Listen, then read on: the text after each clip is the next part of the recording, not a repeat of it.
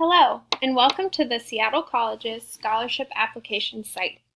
Today, I'm going to walk you through this online application site where you'll be able to apply for some of the Seattle College's 2019 to 2020 scholarships. With one application, you can automatically apply for dozens of scholarship opportunities. You'll start by going to seattlecolleges.academicworks.com. Here, you'll find many different opportunities available to students at all of the Seattle colleges. Scholarship awards are based on merit, financial need, personal history, achievement, and in some cases, specific areas of study. The first step in the process is signing up for an account. You'll want to click the gray Sign Up button. If you already have an account, you'll click the green Sign In button instead.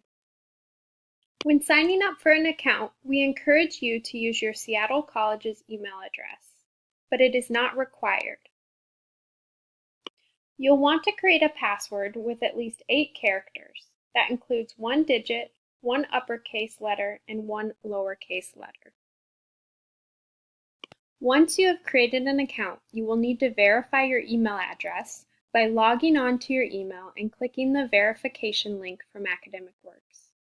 Again, if you already have an account, continue to the Sign In button in order to sign in. Since I already have an account, I'm going to start by entering my Seattle College's email address and putting in my password. If you forget your password, you can always click the Trouble Signing In button in order to retrieve it. Once you've signed in to your account, you'll see that there is a general application waiting for you. You'll start by filling out the general application. Some of the application questions begin with simple profile information. You'll see any question with an asterisk is a required field. We'll start by asking simple questions like your first name, last name, student ID, email address, and street address. Remember, at any point during the application, you can click the Save and Keep Editing button in the bottom right-hand corner in order to save the work that you've completed. Remember, when filling out the general application, it's important to fill it out as best and completely as you can, as this application will determine which other opportunities you may be eligible for. In this first section of the application, you'll see that there are many drop-down menu items to select from. For example, under Current Student Status, it asks if you are a high school senior with plans to enroll as a new student in the fall, a current Seattle College student planning to continue in the fall, a current Seattle College student planning to transfer to a 4-year university in the fall, or transferring from another college with plans to enroll as a new student, or not currently enrolled in college but plans to enroll as a new student in the Seattle colleges. After you are finished filling out some of the basic profile information, we'll ask you about your campus, community involvement, or other activities you're involved with. Please limit this section to 3 answers. For example, you might be involved in student government, have a part-time job, and also have responsibility in taking care of a younger sibling. You need to answer at least once and at most 3 times in this section.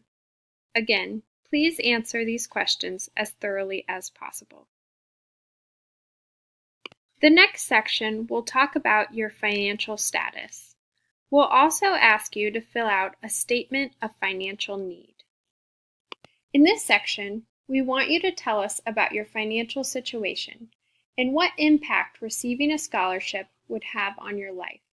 The prompt says, think about how your daily life would change and/or the larger impact a scholarship would have on your finances, your academics, your motivation, etc. After you've completed the financial needs statement, we'll ask you to write a personal statement. This is a very important aspect of your scholarship application. We're asking you how attending Seattle colleges will contribute to your academic and career goals, as well as to highlight your personal story and tell us what drives you to pursue a college education. If you need help with this section, be sure to contact your campus's prospective writing centers to help you review your personal statement and story.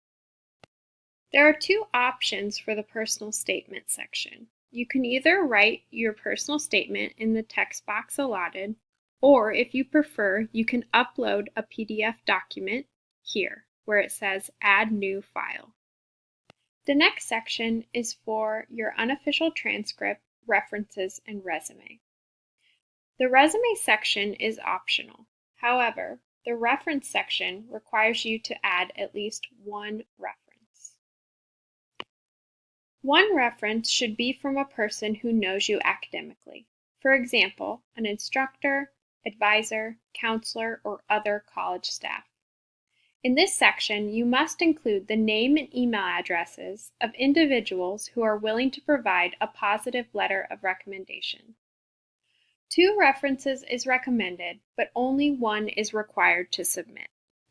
The final section in the general application is the Agreement of Understanding. Please make sure to read through this section carefully. Then sign your name at the bottom in the electronic signature box, as well as enter today's date. Remember, you have until April 15th to submit your application, but make sure to always click Save and keep editing before you log out and log back in. Also, it's very important that you submit the general application prior to the application deadline of April 15th. Once you finish the general application, you'll be matched automatically through the application site to other opportunities. In our next video, we'll show you what this looks like and the next steps to take. If at any point during the application you have questions, you can go to the Frequently Asked Questions tab here. You'll find helpful information about the application and the requirements. If you're not finding your questions answered here, please email us at scholarships@seattlecolleges.edu. Thanks for listening and learning more about the Seattle Colleges Foundation General Application. Remember, you won't be able to apply or be automatically matched with any additional opportunities until completing the general application. Again, please contact us with any questions, and good luck on your scholarship application.